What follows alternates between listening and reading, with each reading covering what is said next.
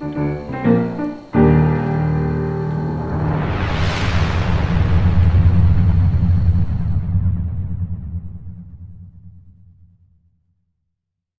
alkanutta vuotta Uutisalasimen toimituksesta, joka on tästä päivästä alkaen myös Alasin TV:n hermokeskus kerran viikossa.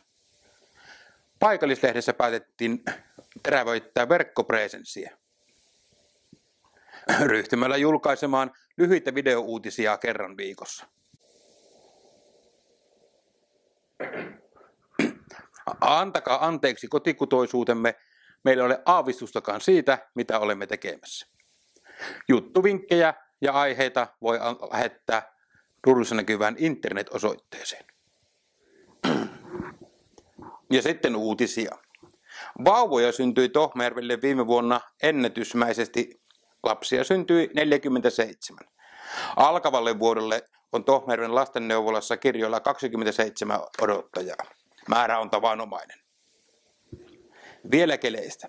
Niistä on aina mukava puhua. Loppusyksy ja alkutalvi ovat olleet poikkeuksellisen lämpimiä. Puolensa ja puolensa. Hiihtojaostossa on ollut vähän hiljaisempaa, mutta sen sijaan lämpölaskun maksajat ovat olleet riemuissaan. Esimerkiksi OP-kiinteistökeskukselta Tohmajärveltä kerrotaan, että marraskuussa energiaa kului 10 ja joulukuussa 20% vähemmän tavanomaisesta. Alkaneiden pakkasten myötä kaikki kunnan luistelukentät ovat kunnostettu. Hiihtoladuista on valmiina 600 metrin lenkki. Loput kunnostetaan tilanteen niin salliessa, seuraavaksi 2 kilometrin lenkki. Tohmajärven laturetki on uhattuna, jos metsiin ei saada lunta rutkasti lisää. Kutkulleen kunnollista talvea odotellessamme kerrottakoon vielä, että Tohmajärven Lions Club lahjoitti viime viikolla 2 pyörätuolia Vannustentalo-yhdistykselle kotipihan käyttöön.